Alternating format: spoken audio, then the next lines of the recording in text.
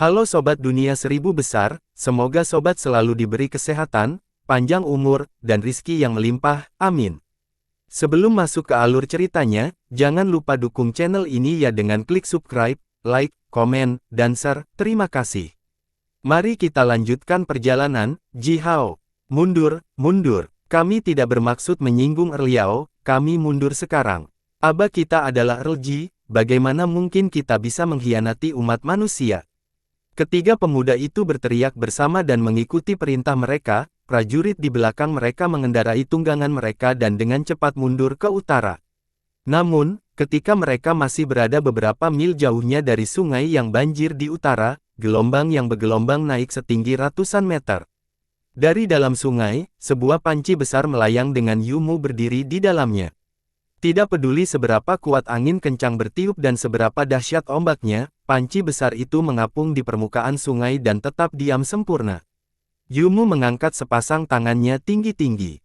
Air sungai abu-abu kecoklatan terus naik bersama dengan suara gemuruh, dan segera, sungai berubah menjadi dinding air setinggi 500 meter, menghalangi jalan kembali dari tiga pasukan. Yumu kemudian sedikit menjentikkan jarinya, dan setelah itu, air sungai abu-abu kecoklatan tiba-tiba berubah menjadi warna hijau tua, mengeluarkan bau yang kuat dan aneh.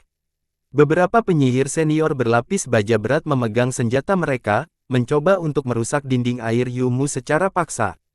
Yumu melambaikan tangannya dan beberapa aliran air sungai berwarna hijau tua meraung, menghantam tubuh beberapa penyihir senior. Air beracun merembes ke dalam baju besi mereka melalui celah di antara potongan baju besi. Seketika, beberapa penyihir senior melolong serak sambil buru-buru melompat turun dari tunggangan mereka, dengan gila-gilaan merobek baju besi mereka sendiri. Semua orang melihat bahwa tubuh mereka telah dimutilasi parah oleh racun, lepu beracun besar muncul dari kulit mereka satu demi satu dan meledak. Aliran nanah beracun mengalir di sepanjang tubuh mereka, membakarnya dan menyebabkan suara mendesis keras bersama dengan kepulan asap putih. Untungnya, hujan lebat terus-menerus memerah tubuh mereka dan ditambah dengan kekuatan hidup yang kuat dari penyihir senior, tubuh mereka yang rusak mampu tanpa henti menyembuhkan diri mereka sendiri.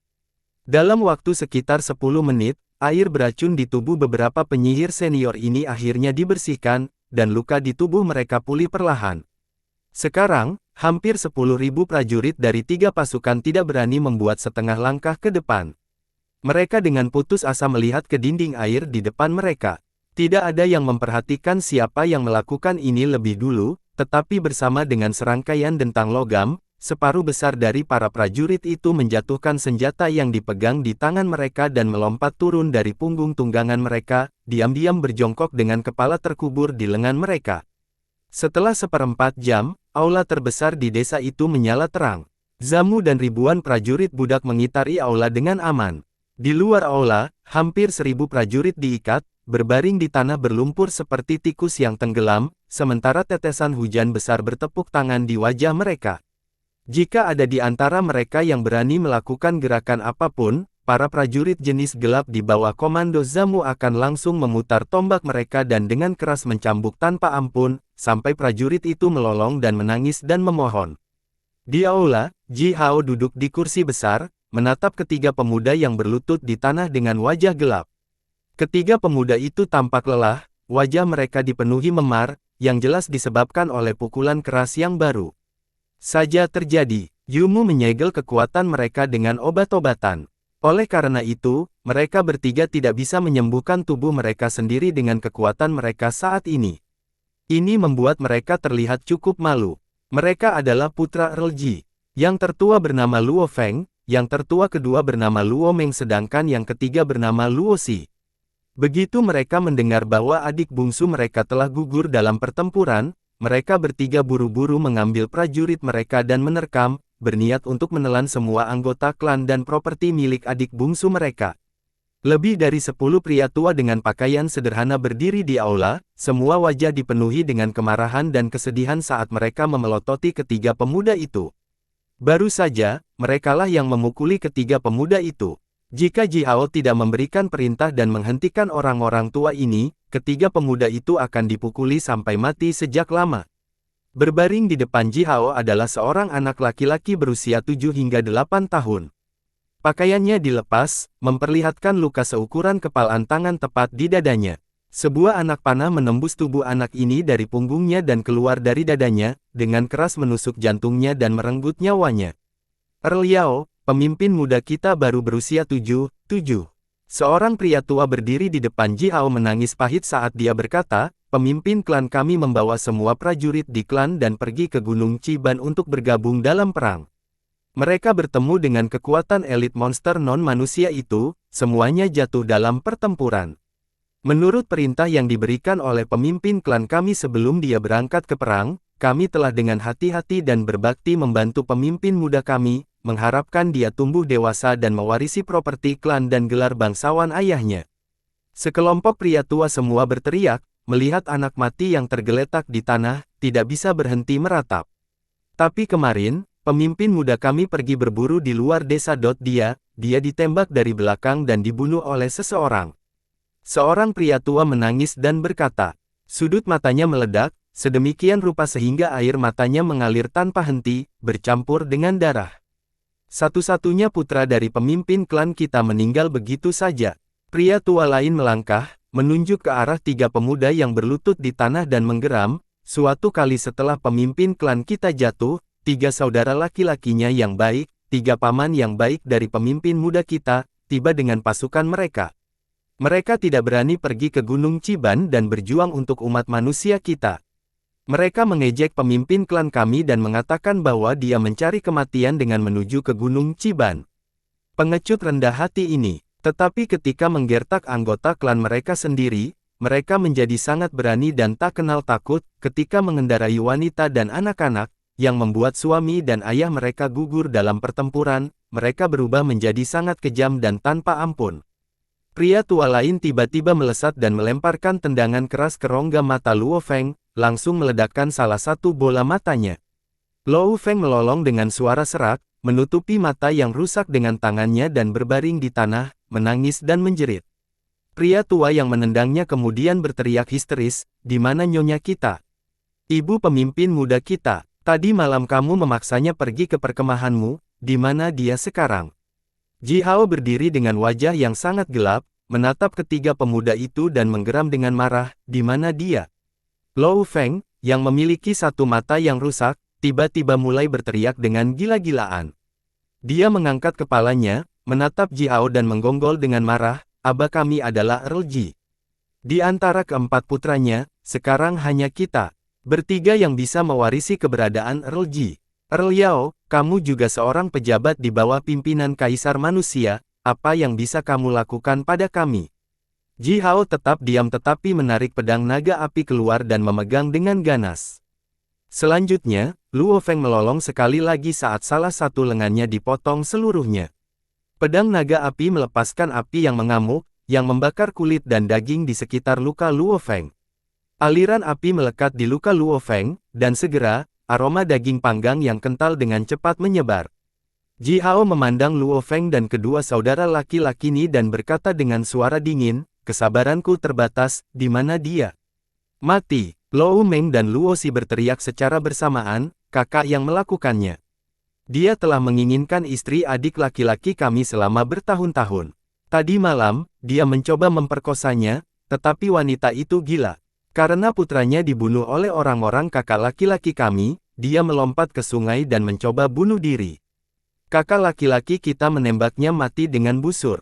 Ji Hao mempertahankan wajah gelap dan tidak mengucapkan sepatah kata pun untuk waktu yang cukup lama. Men-men, yang berdiri di samping, melirik wajah Ji Hao yang sangat gelap, lalu dengan hati-hati bertanya kepada orang-orang tua itu, "Aba mereka, Earl Ji itu, bukankah dia mengatakan apa-apa?" "Maksudku, mereka menggertak adik laki-laki mereka sendiri." Mendengarnya, wajah pria tua itu dipenuhi air mata pahit sekali lagi. Wilayah Earl Ji tidak terlalu besar. Seluruh klannya memiliki populasi tidak lebih dari 100.000. Masing-masing dari keempat putranya memerintah bagian cabang dari klan sementara Earl Ji memerintah bagian utama sendirian, dan memelihara hubungan antara keempat putranya sementara itu. Namun, dalam perang Gunung Chiban, Earl Ji dan putra bungsunya jatuh bersama, bahkan tanpa meninggalkan kata-kata terakhir. Ketika Earl Ji masih hidup, dia bermaksud membiarkan putra bungsunya mewarisi gelar bangsawannya, tetapi ini telah memulai pertengkaran intensif antara Earl Ji dan 3 putranya yang lain. Kali ini, Earl Ji jatuh dalam pertempuran, dan tidak ada yang bisa menahan Luo Feng dan 2 lainnya lagi. Oleh karena itu, mereka meluncurkan gerakan mereka di wilayah dan klan yang ditinggalkan oleh saudara laki-laki mereka. Earl Ji telah jatuh dan begitu juga pewaris pilihannya. Ji Hao memandang Luo Feng dan kedua saudara laki-lakinya dengan cara yang rumit. Tatapan tajam Ji Hao dipenuhi dengan keganasan karena aura pembunuhan yang kuat bahkan membuat suhu udara di aula turun beberapa derajat. Sebaiknya kamu tidak berani membunuhku. Luo Feng berteriak serak sambil menatap Ji Hao, "Aba kami adalah Earl Ji, Luo Lin. Dia adalah seorang pejabat pemerintah manusia. Klan kami adalah klan Serigala Jiwa, anggota Aliansi Serigala. Aba kami telah gugur dalam pertempuran, tetapi dia meninggalkan puluhan ribu prajurit elit." Luo Si juga berteriak, "Selama aku mewarisi gelar bangsawan Earl Ji, semua prajurit itu akan mendengarkan perintahku. Beraninya kamu melakukan sesuatu padaku." Adapun Luo Meng, dia telah berteriak dengan tidak jelas, samar-samar mengklaim bahwa tidak ada hubungannya dengan dia dan semua ide buruk datang dari Luo Feng dan Luo Si. Dia menceritakan semua detail rencana mereka. Itu tidak lain adalah menelan wilayah dan klan milik adik laki-laki mereka dan menentukan pemenang di antara mereka bertiga. Orang yang mencapai kemenangan terakhir akan mewarisi gelar bangsawan Earl Ji. Gerbang aula tiba-tiba terbuka, angin kencang menderu dengan tetesan hujan bercampur di dalamnya. Sambaran petir merobek awan gelap itu dan menerangi tanah. Po berjalan ke aula dengan langkah besar bersama Guntur. Dia melirik dengan jijik pada 3 pemuda yang telah berlutut di tanah, menangis dan memohon, lalu berkata, "Orang-orang sepertimu ada di antara umat manusia, pikirkan orang-orang baik yang hebat dari jenismu di zaman kuno. Keberadaanmu benar-benar menodai garis keturunan mereka." Ji Hao melengkungkan sudut bibirnya ke bawah, tersenyum pahit dan bertanya kepada Po, "Saudaraku, apel busuk selalu ada. Tapi, saudaraku, apakah kamu tertarik dengan hal-hal ini juga?" Sepanjang jalan, Po telah duduk di gerbong besar dan tetap diam. Setiap hari, Po akan menjelaskan istilah-istilah studi formasi sihir yang diajarkan oleh Yu Yu, atau mengobrol dengan Ji Hao tentang semua jenis cerita dan orang yang mereka kenal atau pengalaman yang mereka miliki. Kadang-kadang, dia akan mengajari Ji Hao beberapa keterampilan menggunakan sihir yang dia peroleh melalui pengalamannya sendiri.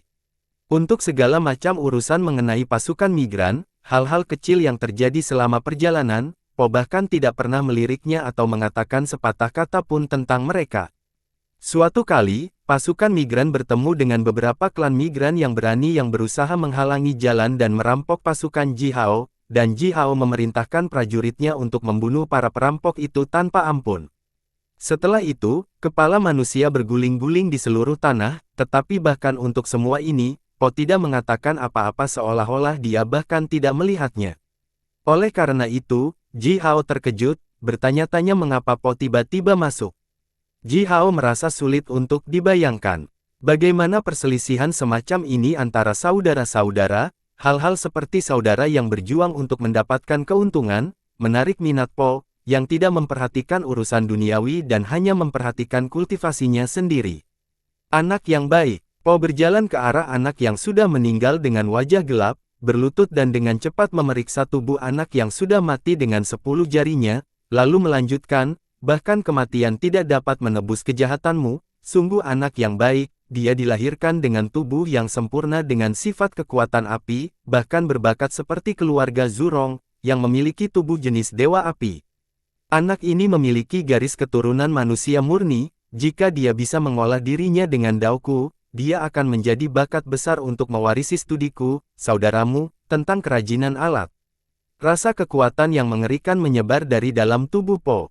Po meletakkan anak yang sudah meninggal itu, berbalik, meraung ke arah Luo Feng dan 2 saudara laki-lakinya lainnya, "Apakah kamu masih memiliki sedikit kemanusiaan terakhir yang tersisa dalam dirimu?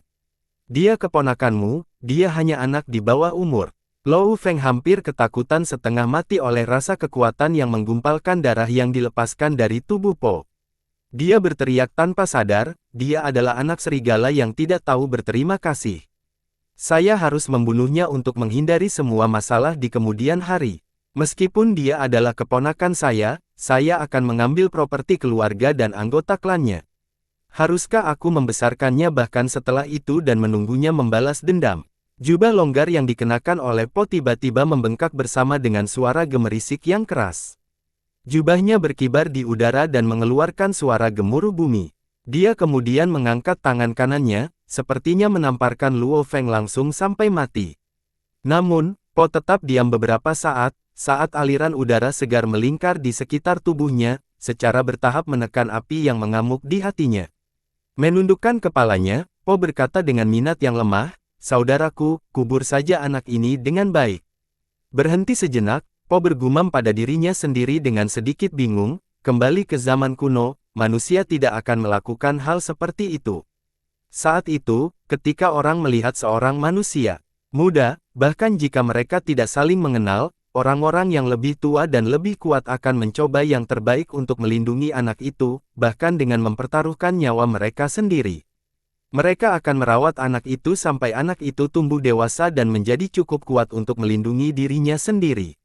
Apa yang terjadi pada manusia saat ini?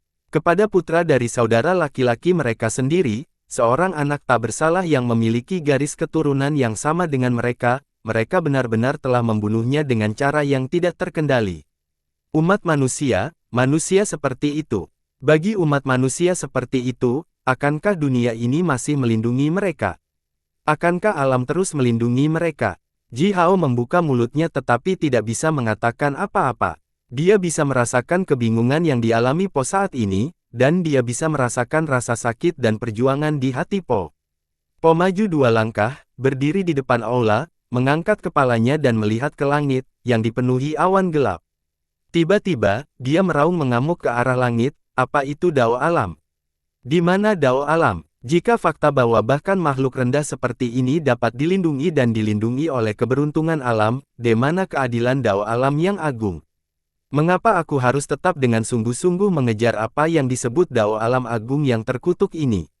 Ledakan yang mengguncang langit datang, setelah itu, bola petir ungu meledak di langit. Akumulasi awan hujan di seluruh area dengan radius 1000 mil diledakkan berkeping-keping. Melalui celah-celah di antara potongan-potongan awan ini, cahaya bintang warna-warni mengalir ke bawah, menerangi seluruh area. Po mengangkat sepasang tangannya dan membengkokkan jari-jarinya menjadi bentuk pengait, mencapai potongan-potongan awan di langit yang telah ditambahkan dengan tepi bercahaya warna-warni. Wajah Po telah berputar, membuatnya tampak seperti kehilangan akal sehatnya. Ji Hao mengangkat kepalanya, melihat ke langit yang tiba-tiba berubah, hanya merasakan kesedihan yang kuat menyerang hatinya dengan keras. Dia merasakan gelombang rasa sakit yang menusuk dari hatinya. Dia bahkan tidak bisa menahan air matanya mengalir keluar dari matanya dan mengalir ke bawah.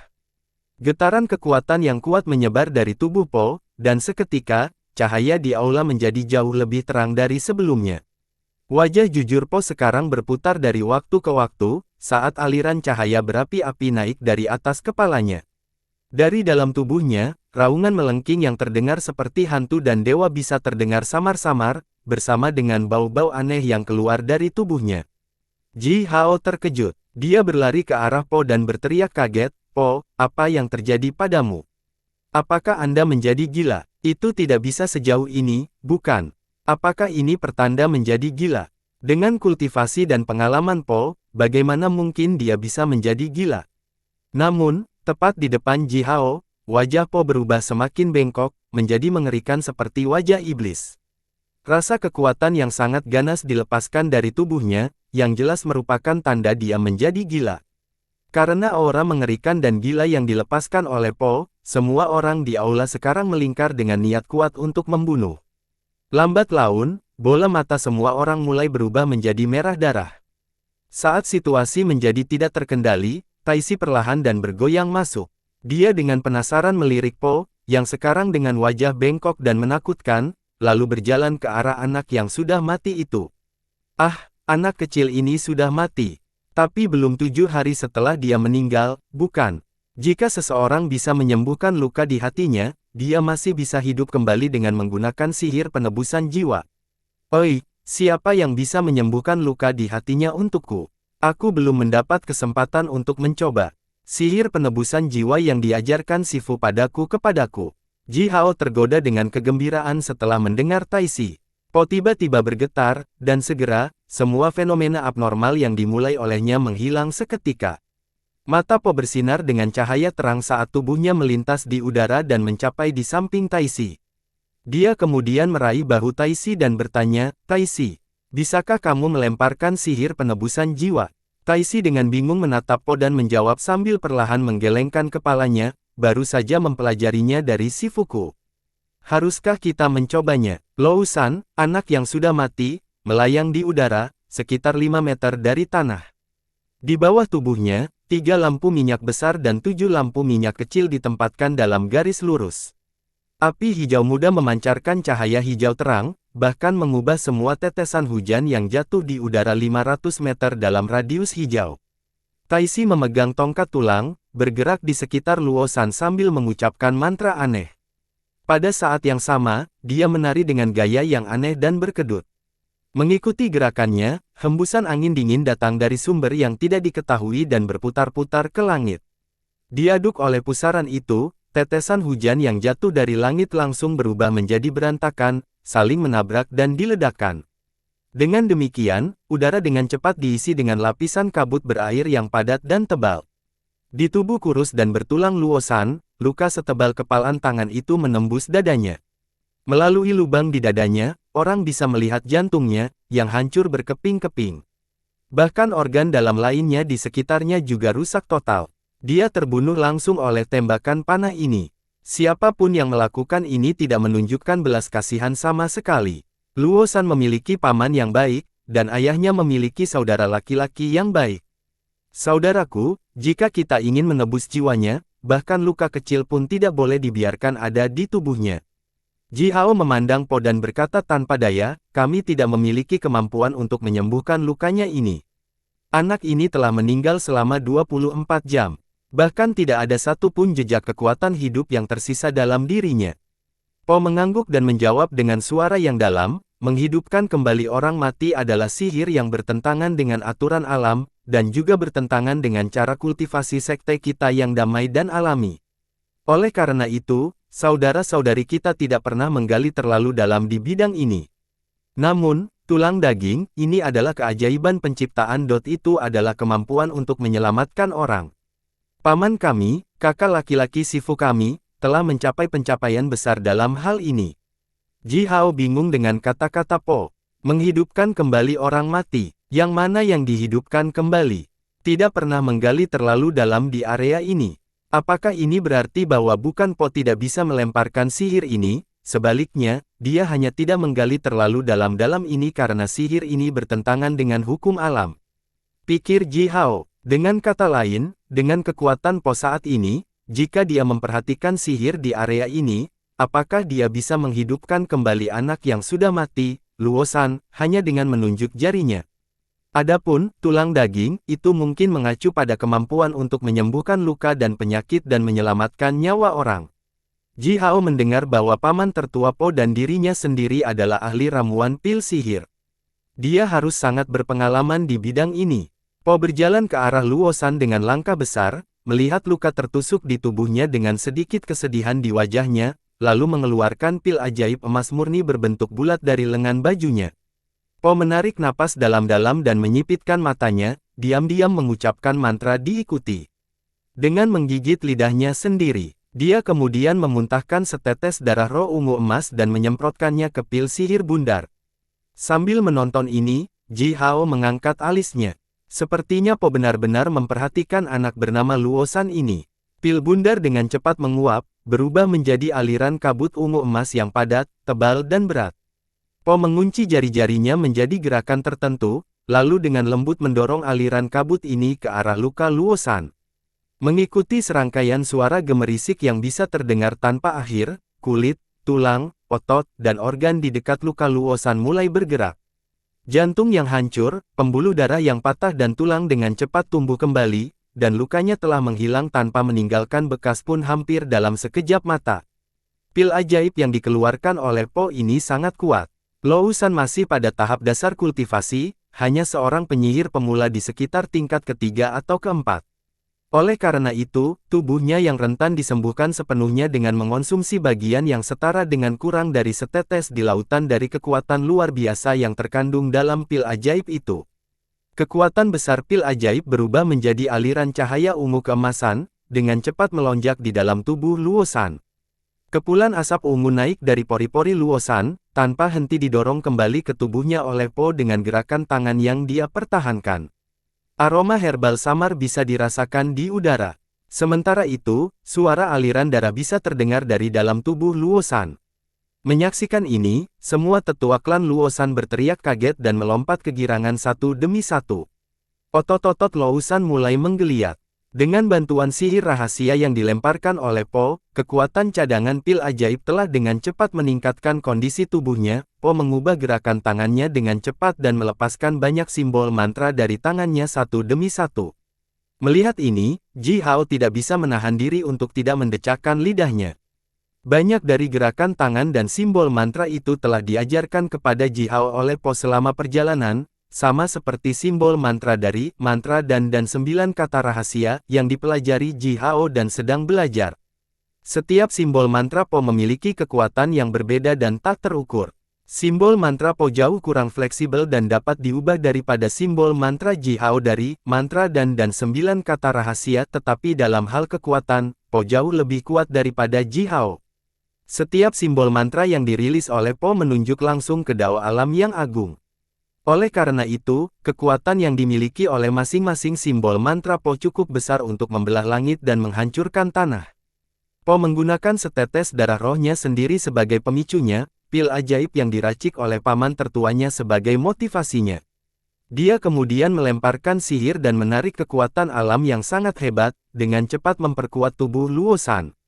Ji Hao menyebarkan kekuatan spiritualnya ke tubuh Luo San dan menemukan bahwa kondisi tubuh si kecil ini meningkat secara dramatis. Dalam rentang beberapa napas, kondisi tubuhnya mencapai tingkat junior dari tingkat pemula, lalu melangkah ke tingkat senior. Setelah rentang waktu sekitar 10 napas, Po berhenti melemparkan sihir dan melangkah mundur untuk berdiri di samping Ji Hao. Kondisi tubuh Luo San sudah bisa disebutkan dalam nafas yang sama dengan penyihir senior yang memiliki lebih dari 1000 titik akupuntur penyihir yang terbangun. Namun demikian, sekarang, Luo San bahkan tidak memiliki satu aliran kekuatan pun di dalam tubuhnya, juga tidak memiliki satu meridian pun yang terbangun, yang berarti Po telah secara paksa meningkatkan kondisi tubuhnya sedemikian rupa murni dengan kekuatan eksternal. Ji Hao merasa iri yang tak tertandingi. Menyaksikan ini, dia buru-buru meraih lengan baju Po, menyeringai dan berkata, "Kakak." Po merentangkan tangannya, menatap Ji Hao, menghela nafas dan dengan mudah mengeluarkan tablet giok dari lengan bajunya. Dia melemparkan ke Ji Hao dan berkata, "Sifu kami mengatakan bahwa kami tidak bisa terlalu bergantung pada kekuatan eksternal. Ini adalah hal penting dari studi paman tertua kita tentang ramuan pil ajaib. Jika Anda menginginkan pil ajaib, Anda harus membuatnya sendiri. Bagi pembudidaya seperti kami, ramuan pil ajaib juga merupakan kursus yang diperlukan." Ji Hao mengambil tablet giok itu dengan sedikit kecewa. Studi Yuyu tentang formasi sihir sudah membuat kepalanya penuh. Sekarang hal-hal penting dari studi paman tertua tentang meracik pil sihir juga menunggunya untuk dikerjakan. Berapa tahun kerja keras yang akan dibutuhkan? Po mendecakkan bibirnya, menatap Ji Hao, menghela nafas dan berkata, "Namun, kamu menjalani kehidupan duniawi sekarang. Pertempuran sulit dihindari bagi Anda, dan Anda belum tahu banyak tentang keterampilan ramuan pil ajaib. Yah, aku bisa memberimu beberapa pil itu. Tapi, Anda harus mengingat hal ini, jangan terlalu bergantung pada kekuatan eksternal, ini adalah prinsip sejati dari Dao Agung." Po mengulurkan tangannya ke dalam lengan bajunya, mengobrak-abrik sebentar lalu mengeluarkan botol seukuran kepalan tangan, mendorongnya ke tangan Ji Hao. Ji Hao langsung menyeringai dari telinga ke telinga. Dia memindai botol dengan kekuatan rohnya dan menemukan sekitar 30 pil ajaib emas samar bergulir di dalam botol seperti makhluk hidup. Angin kencang tiba-tiba naik dari tanah. Aliran asap hitam tebal menukik dari kepala Taisi, membuat seluruh tubuhnya terlihat seperti siluet hantu yang kabur. Tidak ada satu pun jejak aura manusia yang hidup yang bisa dideteksi dari tubuhnya sekarang. 10 lampu minyak di bawah tubuh Luosan mulai bergetar intens, lampu mengembang dan menyusut terus-menerus. Sementara itu, warna hijau samar dari lampu-lampu itu telah berubah menjadi pucat yang mematikan. Dari tubuh kurus Luosan, siluet samar dan kabur menyebar, bersama dengan rasa kekuatan yang benar-benar tanpa emosi. Taisi menjatuhkan tongkat tulang, berlutut di tanah dan bersujud pada siluet kabur seperti kabut itu, lalu mengucapkan mantra panjang dan aneh yang tidak dipahami Ji Hao sama sekali. Mengikuti suara swooshing yang keras, 10 lampu di bawah tubuh Luosan mulai melonjak, digabungkan menjadi satu dan berubah menjadi bola api abu-abu, membungkus tubuh Luosan sepenuhnya. Angin dingin yang bertiup dari segala arah semakin ganas. Taisi tiba-tiba mengangkat kepalanya, berbalik dan berkata kepada Ji Hao dengan suara seram, persembahan untuk menebus jiwa, hadir sekarang. Ji Hao mengangguk dan memegang tangannya.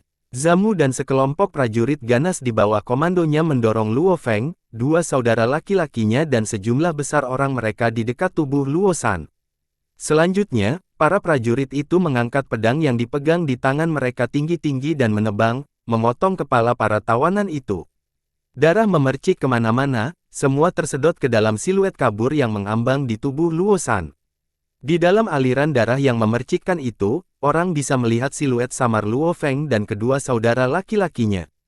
Mereka berjuang, meraung marah, berteriak dan meratap diri mereka sendiri, menangis dan memohon belas kasihan. Namun, gaya hisap yang dilepaskan oleh siluet kabur terlalu kuat, menelan ketiganya secara keseluruhan tanpa memiliki kekuatan perlawanan apapun. Hampir 100 penyihir senior di antara semua prajurit yang mereka bawa, yang ditunjukkan sebagai bawahan terpercaya Luo Feng dan dua saudara laki-lakinya, juga dipenggal. Ini adalah saran Taisi. Bagaimanapun, Luosan sudah meninggal sekali, dan jiwanya telah meninggalkan tubuhnya. Bahkan jika jiwanya bisa ditebus dengan sihir penebusan jiwa misterius, kurang lebih, kerusakan akan tersisa di tubuhnya. Beberapa gejala sisa, seperti demensia, sulit dihindari. Namun demikian, jika sekitar 100 darah dan jiwa segar senior magi disajikan sebagai persembahan saat melemparkan sihir penebus jiwa, Dewa Iblis kuno yang terhubung dengan Luosan secara alami akan menggunakan bagian dari kekuatan jiwa-jiwa ini untuk menyembuhkan Luosan, membuat jiwanya lebih kuat dan lebih sehat dari sebelumnya. Dengan demikian, tidak ada sequel yang akan terjadi setelah dia kembali hidup-hidup. Selain itu, dia akan menjadi lebih pintar dan lebih cerdas daripada orang biasa. Ji Hao menyebarkan kekuatan rohnya dan merasakan tangisan dan jeritan yang dikeluarkan oleh jiwa penyihir senior yang melekat pada aliran darah yang menyemprotkan itu. Tanpa sadar, Ji Hao melirik siluet kabur yang mengambang di tubuh Luosan. Tanpa bentuk tertentu, siluet samar itu menggeliat seperti ameba. Itu adalah lingkup siluet yang redup dan bercahaya remang-remang, yang telah melepaskan rasa kekuatan yang dingin dan tanpa emosi yang membuatnya tampak seperti patung batu kuno. Itu memberikan perasaan tetap tidak berubah selamanya, dingin dan tidak tertekuk. Itu adalah Dewa Iblis kuno, terhubung dengan Luosan melalui sihir penebusan jiwa. Tubuh aslinya telah jatuh ke dalam ketiadaan sejak lama, dalam aliran waktu yang abadi. Namun, sebagian dari jiwanya telah bergabung dengan Dao Alam. Oleh karena itu, siapapun yang bisa melemparkan sihir khusus dan rahasia akan dapat memanggilnya, dan menukar bantuannya dengan harga tertentu. Misalnya, dia bisa membantu Anda menghidupkan kembali orang mati, meratakan gunung atau menjungkir balikkan lautan, menghancurkan kota atau negara, atau bahkan mengubah cuaca. Sihir umat manusia memiliki makna tersendiri. Po juga menatap dengan konsentrasi penuh pada bola siluet kabur itu. Ketika siluet menelan semua jiwa dari mereka yang ditawarkan kepada penyihir senior, Po tiba-tiba melanjutkan, Ji Hao, apakah kamu tahu jumlah total sihir yang diwarisi oleh Istana Majus dan dapat digunakan untuk memanggil jiwa yang tersisa dari Dewa Iblis kuno ini? Ji Hao mengerutkan kening. Dia telah membaca sebagian besar kitab suci rahasia yang dikumpulkan di Istana Majus, tetapi kitab suci tentang memanggil Dewa Iblis kuno tidak sesuai dengan minatnya. Oleh karena itu, dia tidak terlalu memperhatikan mereka. Mungkin di masa depan, dia akan melangkah ke area ini, tetapi pada tahap saat ini, dia menekankan pada peningkatan kekuatan dan kultivasinya sendiri. Sejauh yang saya tahu, ada 318 mantra sihir rahasia, masing-masing mampu memanggil Dewa Iblis kuno. Ji Hao merenung sejenak, lalu mengangguk dan melanjutkan, 318. Mungkin Istana Majus masih memiliki sihir rahasia tingkat tinggi lainnya di area ini, tapi hanya itu yang saya tahu. Po melihat bola siluet yang kabur itu dan berkata perlahan, sepengetahuan saya, Dewa Iblis kuno yang muncul ketika dunia ini diciptakan jumlahnya lebih dari 30.000. Masing-masing dari mereka memiliki kekuatan dan kemampuan hebat yang tak terbayangkan. Aku selalu bertanya-tanya bahwa jika kita mengumpulkan semua jiwa yang tersisa dari Dewa Iblis kuno itu dan menciptakan formasi sihir atau harta sihir dengan mereka, seberapa kuat itu? Ji Hao mengangkat alisnya. Kata-kata Po menarik minatnya yang besar. Apa yang diajarkan Yuyu kepada Ji Hao adalah studinya tentang formasi sihir, dan Ji Hao dan selalu menjaga minat yang kuat pada studi formasi sihir Yuyu. Jika dia bisa bekerja dengan Po pada formasi sihir hebat yang baru saja disebutkan Po, ini pasti akan sangat bermanfaat bagi kultivasi Ji Hao. Anak ini adalah harta karun. Kondisi tubuhnya cukup cocok untuk berkomunikasi dengan dewa-dewa iblis kuno itu. Po menunjuk ke arah Taisi dan berkata kepada Ji Hao dengan suara rendah dan senyum tipis dan aneh di wajahnya, dia tidak tahu apa-apa tentang urusan duniawi itu, dan tidak akan bisa membantumu terlalu banyak di wilayahmu. Jadi kamu bisa membiarkan dia membangun dan memperkuat altar Dewa Iblis, yang akan berfungsi sebagai bagian mendasar dari penciptaan formasi sihir besar itu. Ji Hao menoleh ke Taisi dengan senyum lebar di wajahnya.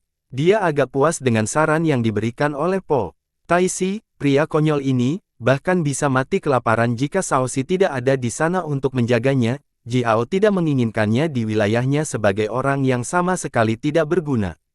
Saran Po sangat sempurna. Kami akan mengatur ini secara rinci setelah kami tiba di Gunung Yao. Kata Ji Hao sambil tersenyum menatap Luo San, yang sekarang sepenuhnya terbungkus api yang mengamuk. Hembusan angin dingin bertiup keluar dari lingkup siluet kabur itu. Pada saat yang sama, serpihan bayangan hitam yang tak terhitung jumlahnya muncul dari udara, berkumpul menuju Luo San. Bayangan hitam ini melingkar dan berputar satu sama lain dan segera, orang bisa melihat siluet Luo San yang sangat samar terbang di sekitar tubuhnya sendiri. 10 serpihan bayangan tetap melingkar di sekitar tubuh Luo San.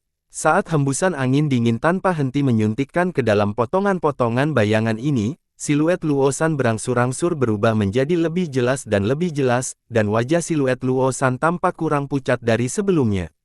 Taisi melompat, meraih tongkat tulang di tangannya dan melakukan tarian yang aneh namun intens. Mengikuti mantra cepat dan rumit yang diucapkan olehnya, bola kabut hitam tebal perlahan terbang keluar dari siluet kabur yang mengambang di tubuh Luo San dan secara bertahap bergabung dengan Luo San, yang tidak lain adalah jiwanya. Jiwa Luo San dengan cepat berubah jauh lebih jelas, dan segera, itu menjadi seperti orang sungguhan. Mengikuti mantra Taisi, jiwa Luo San dengan patuh dan perlahan mengebor tubuhnya melalui telinga, mulut, mata, dan lubang hidungnya. Selanjutnya, dada Luo San tiba-tiba membengkak. Saat dia menghembuskan napas ekstra lama, semua orang di tempat kejadian mendengar detak jantung yang kuat. Ah! Dia kembali hidup-hidup. Men-men menjulurkan matanya dan berteriak kaget, bahkan orang mati pun bisa kembali hidup-hidup. Ah ya, Taisi hebat. Saya pikir dia tidak bisa berbuat apa-apa selain makan. 10 lampu-lampu tiba-tiba melonjak setinggi puluhan meter saat asap hitam tebal menyembur keluar dari tanah, berubah menjadi ratusan tangan hitam, mencapai tubuh Luo San. Taisi mulai mengucapkan mantra itu sekali lagi. Dari tubuhnya, aliran besar kabut hitam keluar, berubah menjadi banyak belati gaya kuno, menusuk ke arah tangan itu. Dunia bawah tidak akan membiarkan jiwa orang mati pergi. Po menggeram dengan suara yang dalam, membawa orang mati kembali hidup-hidup bertentangan dengan aturan alam, alam akan membenci kita karena ini. Kata Po dan membalikkan telapak tangannya. Sebuah stamper putih muncul di telapak tangannya. Po mengangkatnya, sepertinya melancarkan serangan. Ji Hao buru-buru menekan tangan Po ke bawah, dan berkata, Taisi bisa menangani ini. Dinginkan, saudara, persembahan. Taisi menunjukkan bagian putih matanya dan berteriak dengan suara menyeramkan itu. Ratusan banteng yang kuat ditekan ke tanah. Zamu dan prajuritnya memotong banteng-banteng ini sampai mati, membiarkan aliran darah segar yang mengalir keluar. Tangan hitam yang mengembun dari asap itu langsung berhenti, lalu semua beralih ke banteng-banteng mati yang tergeletak di tanah. Setelah meraih banteng yang mati, tangan-tangan itu perlahan mundur ke bawah tanah. Setelah dicengkeram oleh tangan hitam itu, tubuh banteng yang mati itu dengan cepat layu dan berubah menjadi tumpukan abu hitam dalam sekejap mata. Melihat ini, semua anggota klan Luosan sangat ketakutan. Mereka tidak bisa menahan diri untuk tidak gemetar dengan intens, tidak berani mengucapkan sepatah kata pun. Jiwa, kembalilah. Taisi berdiri diam dan mengangkat sepasang tangannya tinggi-tinggi. Siluet kabur yang mengambang di tubuh Luosan berangsur-angsur menghilang, dan 10 lampu minyak mati secara bersamaan. Tubuh kurus Luosan mendarat kembali ke tanah. Kelopak matanya bergerak sedikit, lalu sepasang mata berair itu terbuka. Dia melihat sekeliling dengan sepasang mata anak anjing itu dan tiba-tiba berteriak. Kakek, kakek, aku sangat takut. Sekitar 10 tetua klan Luosan bergegas sambil menangis, mengelilinginya dan menahan Luosan dari tanah. Klan lainnya mulai menari dan bernyanyi dengan gembira sambil melihat Taisi dalam kebahagiaan dan keterkejutan. Dia telah kembali hidup-hidup, dia benar-benar kembali hidup-hidup. Pemimpin klan muda mereka yang meninggal telah kembali hidup-hidup. Luosan telah tumbuh seperti anak liar, berlarian di hutan dan di pegunungan sepanjang hari. Oleh karena itu, kulitnya hampir segelap orang-orang yang berkulit gelap. Namun, setelah tubuhnya diperkuat oleh pil emas yang diberikan oleh Po, kulitnya sekarang menjadi seputih salju dan lembut, sedemikian rupa sehingga bahkan Ji Hao tidak bisa menahan diri untuk tidak diam-diam memujinya karena ketampanannya setelah dia berdandan. Dikelilingi oleh sekelompok tetua, Luosan, yang telah mengenakan beberapa pakaian baru, berjalan ke Taisi dengan langkah besar dan dengan sopan bersujud. Terima kasih, Tuhan yang terkasih, karena telah menyelamatkan hidupku. Taisi masih menunjukkan bagian putih matanya, menatap lurus ke arah Luosan dengan simbol mantra samar melintas di bola matanya tanpa mengatakan apa-apa. Ini adalah cara Taisi yang biasa, dia tidak tahu bagaimana menanggapinya ketika Luosan berterima kasih padanya. Yang lain di tim Ji Hao selalu merasa bahwa sesuatu yang penting telah hilang di kepala Taisi. Setelah itu, Luosan berjalan ke Po dan bersujud padanya. Terima kasih, Tuhan, karena telah menyelamatkan hidupku. Jika bukan karena Anda, saya akan dibunuh oleh paman saya yang tidak berperasaan. Tubuh Luosan bergetar sementara 2 aliran air mata mengalir. Baru saja, para tetua itu menceritakan kepadanya semua yang telah terjadi selama beberapa hari ini. Ibunya dibunuh, dan ketiga pamannya memimpin prajurit berbaris ke klannya, mencoba menduduki anggota klan dan wilayahnya, dan meletakkan tangan pembunuh mereka pada dirinya sendiri. Luosan masih bisa tetap tenang sampai tingkat tertentu bahkan setelah mendengar semua ini, yang cukup untuk membuktikan bahwa anak ini memang memiliki bakat yang luar biasa. Po mengangkat Luosan dari tanah dan berkata dengan lembut, sudah berakhir sekarang. Bagaimanapun, itu adalah takdir Anda. Po masih mengatur bahasanya, merenungkan bagaimana dia harus memulai percakapan dengan Luosan. Kedua orang tua dari anak malang ini meninggal belum lama ini, dan ketiga pamannya semuanya adalah orang-orang yang kejam dan tidak berperasaan, yang telah dipersembahkan dengan mudah kepada Dewa Iblis kuno oleh Taisi. Sekarang, karena semua perubahan mendadak dalam hidup Luosan, dia pasti telah melalui periode emosional yang mengerikan, dan dia masih sangat muda. Oleh karena itu, Po sedikit khawatir dan tidak tahu bagaimana memberitahu Luosan bahwa Po ingin mengambilnya sebagai murid. Ji Hao menemukan keraguan Po, tetapi dia tidak mengerti alasan di baliknya. Apa yang perlu diragukan? Pikir Ji Hao. Ji Hao memikirkan semua anak-anak yang lahir di klan Gurun Selatan. Mereka mampu bertarung dalam pertempuran mematikan melawan binatang buas mulai usia 3 atau 5 tahun. Mereka bisa makan daging binatang mentah dan meminum darahnya, pasti bisa menghadapi pertarungan yang membahayakan nyawa. Meskipun Luosan masih muda, anak klan mana yang pernah dimanjakan? Daya tarik mental mereka cukup hebat. Ji Hao menekan tangannya dengan keras di bahu Luosan, mengguncangnya sedikit, menyeringai dan berkata, anak kecil, ini pendeta Po. Dia sangat kuat, Magus Pries. Dia memperhatikan Anda, yang merupakan keberuntungan Anda yang luar biasa. Buru-buru bersujud padanya dan memanggilnya Sifu. Di masa depan, kamu akan menjadi sekuat pendeta Po. Ji Hao tidak ingin menjelaskan terlalu banyak kepada Luosan dan anggota klannya, terutama sekelompok tetua yang berdiri di belakang Luosan. Oleh karena itu, dia hanya menambahkan gelar Magus Priest di Po. Lousan berhenti, lalu berbalik, melirik para tetua itu. Mata para tetua itu bersinar secara bersamaan sementara mereka dengan cepat saling melirik. Baru saja, Po sepenuhnya menyembuhkan tubuh Luosan yang rusak parah dengan satu pil emas dan memberinya kekuatan hidup yang cukup untuk sihir penebusan jiwa nantinya. Jelas bahwa Po memang seorang Magus Priest yang agak kuat. Belum lagi yang lain, hanya dilihat dari efek pil emas yang diberikan oleh Po pasti telah mencapai pencapaian luar biasa di bidang pengobatan sihir. Setidaknya, di antara seluruh klan penguasa mereka yang diperintah oleh pemimpin klan lama mereka, Luo Lin, Earl Ji, mereka belum pernah mendengar tentang penyembuh yang bisa meracik obat seperti itu yang bahkan mampu menyembuhkan mayat yang dingin.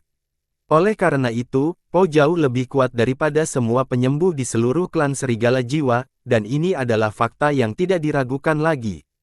Hari-hari ini, jika sebuah klan ingin menjalani kehidupan yang damai dan nyaman sehingga semua anggota klan dapat menetap dan hidup dan bekerja dalam damai dan puas, itu harus di bawah perlindungan beberapa makhluk kuat. Melihat klan Luosan, begitu pemimpin klan mereka jatuh di Gunung Chiban, ketiga saudara laki-lakinya memimpin prajurit berbaris masuk, dan bahkan pemimpin klan muda mereka dibunuh sekali. Sekarang, klan Luosan sedang mengalami periode terlemahnya. Ayah Lousan dan semua prajurit elit telah jatuh di Gunung Chiban, bersama dengan beberapa tetua tingkat senior yang paling kuat. Mereka semua dihancurkan berkeping-keping di Gunung Chiban. Yang tinggal di klan itu tidak ada orang lain kecuali sekelompok pria tua yang lemah dan menurun yang tidak bisa lagi melindungi klan mereka. Tapi tanpa diragukan lagi, Po, yang mampu melemparkan sihir, tulang daging, adalah makhluk yang sangat kuat yang bisa melindungi seluruh klan. Belum lagi Taisi, yang memiliki kekuatan misterius, tidak dapat diprediksi, dan sangat besar. Di mata para tetua ini, Taisi tahu sihir penebus jiwa legendaris itu dan benar-benar bisa melemparkannya. Dia benar-benar membawa pemimpin klan muda mereka yang telah meninggal kembali hidup-hidup. Apa yang dilakukan Taisi adalah sesuatu yang bahkan tidak mampu dilakukan oleh para imam magus yang kuat dari Istana Majus.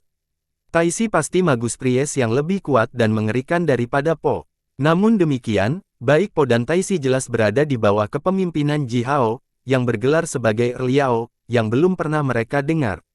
Saat Magus Priest yang kuat seperti Taisi dan Po mengikuti jejaknya, Ji Hao, Earl Yao ini, pasti lebih kuat. Beberapa tetua ini berbalik, dengan cepat melirik para prajurit di bawah komando Ji Hao, yang sekarang telah menjaga dari jauh. Tidak peduli para prajurit, jenis gelap di bawah pimpinan Zamu atau para prajurit yang mengikuti Ji Hao di sini, semua baju besi mereka berkilau terang dalam kegelapan. Cahaya menyilaukan itu dilepaskan oleh simbol mantra yang melekat pada baju besi mereka. Terutama set baju besi berat yang dikenakan oleh Zamu, di dalam aliran cahaya yang dilepaskan oleh baju besi sesekali, jumlah simbol mantra mencapai ribuan. Rupanya, itu adalah set baju besi kelas atas. Dilihat dari bentuk halus baju besi yang dikenakan oleh prajurit Ji Hao dan pola indah yang timbul di atasnya, semua baju besi ini jelas merupakan potongan hebat yang dibuat oleh pengrajin master klan Xiu. Klan Lousan juga memiliki baju besi yang diproduksi oleh orang-orang klan Xiu, tetapi jumlah totalnya kurang dari 100. Selain itu, dari segi kualitas, baju besi itu tidak sebagus yang dikenakan oleh prajurit Ji Hao. Berdasarkan apa yang dilihat para tetua ini, Ji Hao memiliki ribuan prajurit di bawah komandonya, dan masing-masing dari mereka mengenakan satu set baju besi seperti itu. Armor itu mewakili sumber daya keuangan, mewakili kekuatan yang ratusan kali lebih besar dari kekuatan klan Luosan. Kami, seorang tetua ragu-ragu sejenak, lalu berkata, pemimpin klan kami baru saja jatuh, kami. Ji Hao memandang para tetua ini. Mata mereka yang berkilau telah mengungkapkan pikiran yang mereka miliki di benak mereka. Ji Hao kemudian berkata dengan suara yang dalam, biarkan Luosan menjadi murid pendeta Po. Seluruh klan Anda akan bermigrasi ke wilayah saya, dan Anda akan ada sebagai klan yang bergantung dari wilayah saya, Earl Yao. Ji Hao menepuk kepala kecil Luosan sambil melanjutkan dengan hambar, aku akan melindungimu. Dan sebagai klan tanggunganku, kamu hanya perlu membayar upeti kepadaku sesuai dengan aturan biasa. Wilayahku masih sebidang tanah yang liar. Saya membutuhkan banyak orang untuk mengeksploitasinya. Karena Luosan, aku tidak akan menelan klan kamu setelah kamu pindah ke wilayahku. Dia kemudian mengusap rambut Luosan, merenung sejenak dan melanjutkan sambil menyeringai, ketika Luosan tumbuh dewasa dan belajar banyak hal dari pendeta Po, dia dapat membawa anggota klannya kembali ke sini dan mewarisi wilayah Erlji. Tapi sekarang, dia masih sangat muda. Bahkan jika dia tinggal di sini, apakah menurutmu posisi Erlji akan jatuh ke tangannya? Sekelompok tetua saling memandang, lalu menggelengkan kepala dengan sedih. Pemimpin klan lama kita masih memiliki beberapa saudara laki-laki, kata seorang tetua, kata-katanya menjelaskan segalanya. Erlji, Luo Lin jatuh, tetapi dia masih memiliki beberapa saudara laki-laki. Keempat putranya semuanya telah meninggal, dan Luo San berada di usia yang sangat muda. Dia tidak mungkin naik ke posisi Erlji. Seperti yang dikatakan Ji Hao, ketika Luo San tumbuh dewasa, mendapatkan kekuatan dan kemampuan, dan ketika klannya menjadi cukup kuat, mereka masih bisa kembali ke wilayah Erlji dan mengambil kembali gelar Erlji. Luo San berlutut di tanah dan dengan sungguh-sungguh bersujud kepada Po, secara resmi mengakui Po sebagai sifunya. Sekelompok tetua berlutut di depan Ji Hao, dengan hormat memberi penghormatan kepada penguasa mereka sesuai dengan praktik yang ditetapkan. Bersambung.